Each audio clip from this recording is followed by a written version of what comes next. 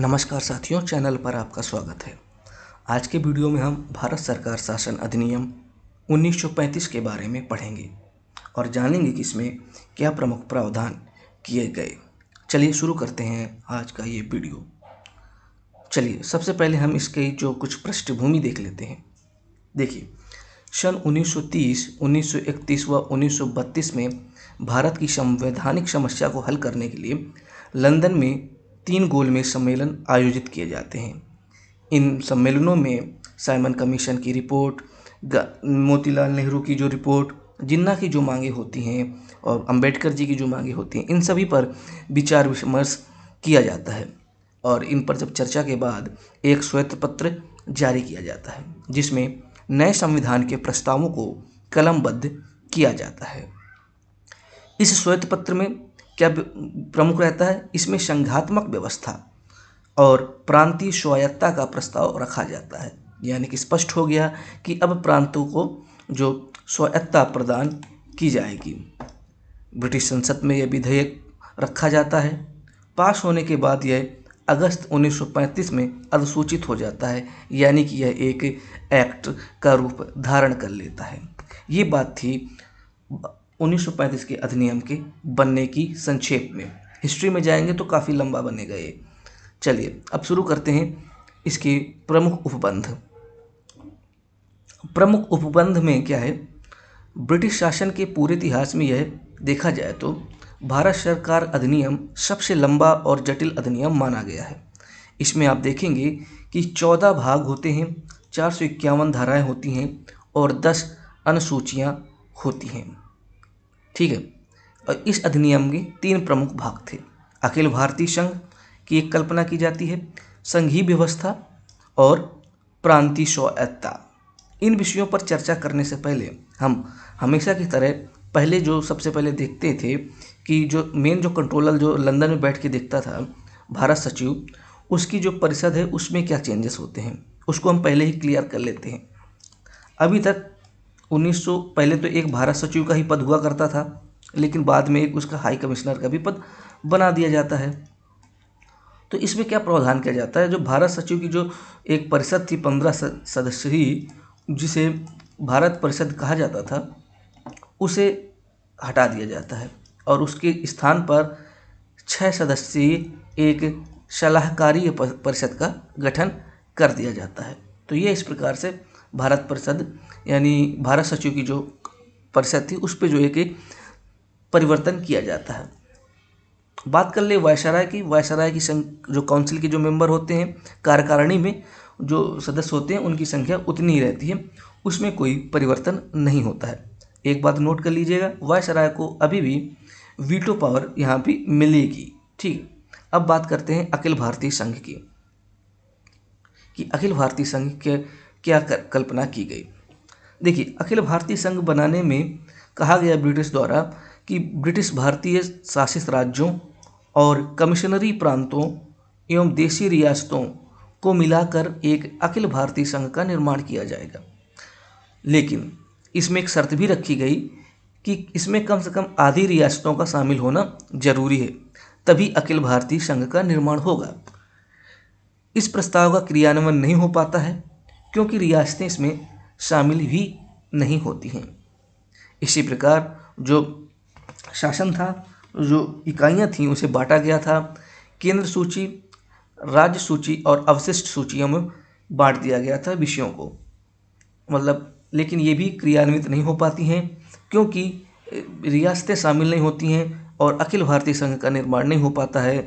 तो यह भी एक, ये जो सूचियाँ का जो काम करना था, ये जो शक्तियाँ थीं, उस पर भी कभी कोई काम नहीं हो पाता है। अब बात करते हैं हम संघीय व्यवस्था की।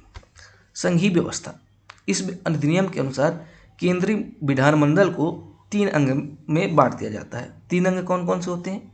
पहला अंग गवर्नर जनरल, दूसरा जो है राज्य परिषद, तीसरा जो है संघीय सभा। संघीय सभा वही जो पहले केंद्रीय विधानसभा के नाम से जानी जाती थी, इसका नाम परिवर्तित करके अब संघीय सभा कर दिया जाता है। देखिए, अब देखते हैं हम गवर्नर जनरल का। आप गवर्नर जनरल को जो है, इसको एक जो काम है इसको कार्यपालिका के अंतर्गत रखा गया है। ठीक है, आगे हम देखेंगे कार्यपालिका के अंतर्गत। कार्यपालिका के अंतर्गत कौन कौन काम करेगा? 2 काम करेंगे, गवर्नर जनरल यानी वायसराय और उसकी जो काउंसिल है, इसके अलावा जो गवर्नर जनरल है और जो मंत्री हैं। मंत्री कौन है? मंत्री वही जो राज्य परिषद और ये जो मतलब कि संघीय सभा, ये जो व्यवस्थापिका से चुन के आते थे। आप सोचेंगे अब इनका क्या मतलब कि महत्व है। देखिए, इस एक्ट के माध्यम से केंद्र में द्वैध शासन की शुरुआत हो जाती है। द्वैध शासन का मतलब डबल शासन, डायरकी शुरू हो जाती है। कैसे शुरू होती है इसको हम समझते हैं। बिल्कुल सेम है, अगर आपने 1919 का जो अधिनियम पढ़ा होगा, जिस प्रकार उसमें प्रांतों में डायरकी चलती थी, उसी प्रकार अब केंद्र पे चलेगी। यानी कि प्रांतों पे इस एक्ट के माध्यम से डायरकी खत्म कर दी जाती है और केंद्र में जो है द्वैध शासन लागू हो जाता है। देखिए, जो विषय थे वो कार्यपालिका के पास वो 2 भागों में बांट दिए जाते हैं। एक थे आरक्षित विषय और एक थे हस्तांतरित विषय। ठीक है, आरक्षित विषय और हस्तांतरित विषय। आरक्षित विषय में कौन विषय शामिल थे? जनजातीय क्षेत्र, धार्मिक विषय और विदेशी मामले जैसे मामले शामिल थे। तो इनका जो प्रशासन था वो गवर्नर जनरल और उसकी जो कार्यकारी पार्षद थी उसकी सलाह पर होता था। और ये जो कार्यकारी परिषद थी वो केंद्रीय व्यवस्थापिका के प्रति उत्तरदायी नहीं थी, यानी कि केंद्रीय व्यवस्थापिका के प्रति इसकी कोई उत्तरदायी नहीं था। ठीक है, समझ लिया हमने कि जो आरक्षित यानी संरक्षित विषय थे वो कार्यपालिका में गवर्नर जनरल और उसकी जो काउंसिल के जो मेंबर थे वो देखते थे। अब बात करते हैं हस्तांतरित मामलों की। हस्तांतरित मामलों को कौन देखता था? उनका प्रशासन गवर्नर जनरल और उन मंत्रियों की सलाह से करता था जिनका निर्वाचन व्यवस्थापिका द्वारा किया गया हो। ये जो है केंद्रीय व्यवस्थापिका के प्रति उत्तरदायी थे। तो यानी कि अब यहाँ पर कार्यपालिका में दो प्रकार से शासन चल रहा होता है, एक गवर्नर जनरल और उसकी काउंसिल की मदद से और गवर्नर जनरल और मंत्रियों की मदद से। तो इस प्रकार से आप देखेंगे केंद्र में द्वैध शासन की शुरुआत हो जाती है। ये पॉइंट इम्पॉर्टेंट है, इसको याद कर लीजिएगा कि 1935 के अधिनियम के द्वारा केंद्र में द्वैध शासन का शुरुआत हुई थी। अब हम बात करते हैं राज्य परिषद और संघीय सभा के बारे में। राज्य परिषद यानी जिसे कि आप उच्च सदन के नाम से भी जानते हैं और संघीय सभा यानी निम्न सदन। सबसे पहले देखते हैं राज्य परिषद में सदस्यों की संख्या कितनी होती है। राज्य परिषद में सदस्यों की संख्या 260 अधिकतम निर्वाचित की जाती है। इसमें कुछ ब्रिटिश राज्यों से द्वारा निर्वाचित होते हैं और कुछ की रियासतों द्वारा चुनकर आते हैं। इनमें 156 जो हैं वो ब्रिटिश राज्यों से और 104 का जो होता था मनोनयन वो रियासतों के माध्यम से होता था। ठीक है, अब संघीय सभा का कार्यकाल 5 वर्ष होता है और इसकी सदस्यों की संख्या मतलब 375 कर दी जाती है, जिनमें से 250 जो हैं वो ब्रिटिश राज्यों से और 125 जो हैं रियासतों से।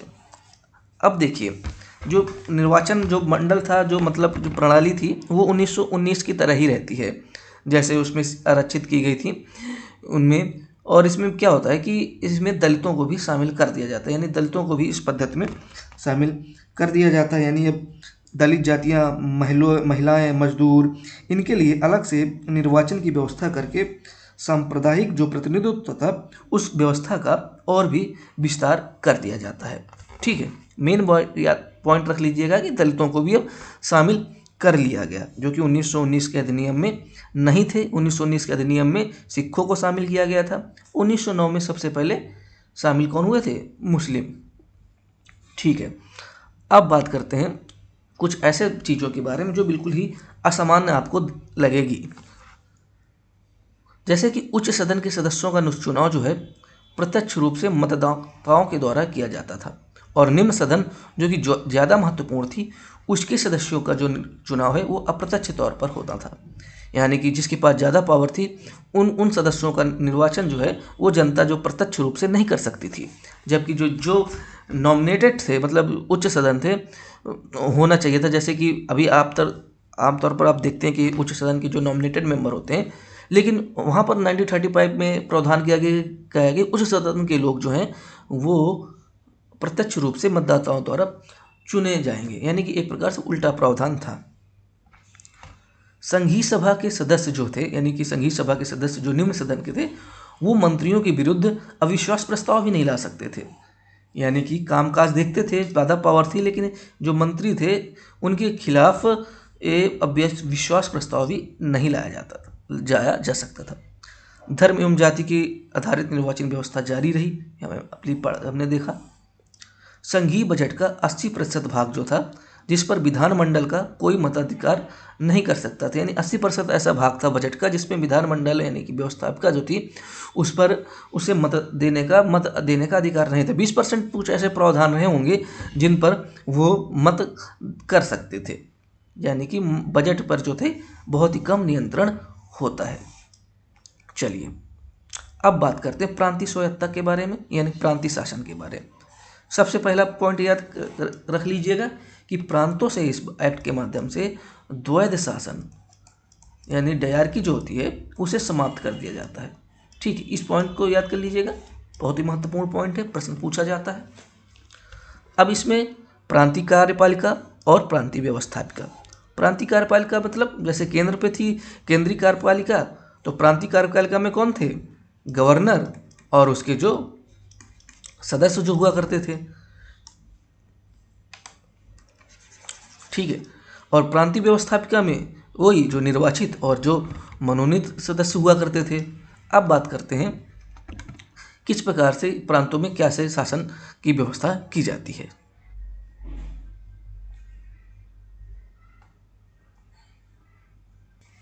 यानी कि मेन पॉइंट जो है प्रांतों से द्वैध शासन समाप्त हो जाता है। ये एक प्रमुख पॉइंट है, आप इसे याद कर लीजिएगा। इसके अलावा गवर्नर को राज्य विधान परिषद के लिए उत्तरदायी मंत्रियों की सलाह पर काम करना भी आवश्यक था। अब कुछ और उपबंधों के बारे में जान लेते हैं जो कि छोटे छोटे हैं और बहुत ही ज़्यादा परीक्षा में पूछ लिए जाते हैं। देखिए सबसे पहला पॉइंट लिख लीजिए, याद नोट कर लीजिए। इसके तहत 1937 में संघीय न्यायालय की स्थापना हुई। ठीक है, संघीय न्यायालय यानी सुप्रीम कोर्ट की स्थापना की गई। ठीक है, इसमें यह भी प्रावधान किया गया कि अब राज्यों के लिए भी राज्य लोक सेवा आयोग का गठन किया जाएगा। ये भी इसमें प्रमुख प्रावधान किया गया। और इसमें एक बात ये भी रखी गई कि भारतीय रिजर्व बैंक यानी का भी गठन किया जाएगा। ये इसके जो पॉइंट हैं, ये इसके जो इम्पोर्टेंट और भी जो फैक्ट हैं जो ये भी प्रश्न परीक्षा में पूछ लिए जाते हैं। तो इस प्रकार से ये 1935 का जो अधिनियम था इसको हमने पढ़ लिया। इसमें जो प्रावधान थे इससे ज़्यादा कुछ और प्रश्न नहीं पूछे जाते हैं। जितने भी महत्वपूर्ण जो क्लॉज थे सब हमने देख लिए, डिस्कस कर लिए। अब बात करते हैं आज के प्रैक्टिस प्रश्न की। प्रश्न है, ये 2004 में आया था। Some of the main features of the government of India act 1935, यानी कि इसमें कुछ ऑप्शन है, कथन है, इसमें कुछ फीचर हैं 1935 एक्ट के, आपको पढ़ना है फिर बताना है कि उससे क्या प्रश्न पूछ रहा है। Abolition of dyarchy in the governance provinces, जो गवर्नर की प्रांतें थे उनसे डायरकी सिस्टम यानी द्वैध शासन का समाप्त कर दिया गया। दूसरा ऑप्शन है power of the governors to veto legislative action and legislate on their own, यानी गवर्नर के पास जो थी वो वीटो शक्ति अभी भी रहती है। Abolition of the principle of communal representation, यानी सांप्रदायिक जो प्रतिनिधित्व था उसको समाप्त कर दिया गया। और प्रश्न कह रहा है कि आपको बताना है कि इसमें कौन सा स्टेटमेंट सही है। ऑप्शन ए है 1, ऑप्शन बी 1, 1, 2, ऑप्शन सी 2 और 3, ऑप्शन डी 1 और 2 एंड 3। देखिए प्रांतों से डीआरकी तो खत्म कर दी गई, बिल्कुल सही है, यानी कि ये कथन जो है पहला जो है वो आपका सत्य है, यानी कि स्टेटमेंट 1 इज करेक्ट। दूसरा power of the governors to veto legislative, यानी कि जो गवर्नर की वीटो जो पावर थी वो यथावत रहती है, बिल्कुल रहती है। अधिकांश एक्ट देखेंगे उसके पास वीटो पावर रहती ही है, तो ये सेकेंड स्टेटमेंट भी सही है। Abolition of the principle of communal representation, सांप्रदायिक जो प्रतिनिधित्व है उसे खत्म कर दिया जाता है, बिल्कुल गलत है, ये कभी खत्म ही नहीं कर सकते थे, तो यानी स्टेटमेंट 3 गलत है। तो इस प्रकार से आप ऑप्शन देखेंगे तो ऑप्शन में आपको 1 एंड 2 यानी इसका ऑप्शन बी आपका सही है। ठीक है, तो इस प्रकार से ये 1935 एक्ट जो है यहीं पर समाप्त हो जाता है। तो फिलहाल इस वीडियो में इतना ही। अगर आपको वीडियो पसंद आया हो तो लाइक कर देना, चैनल को सब्सक्राइब कर देना और अपने दोस्तों के साथ साझा कर देना।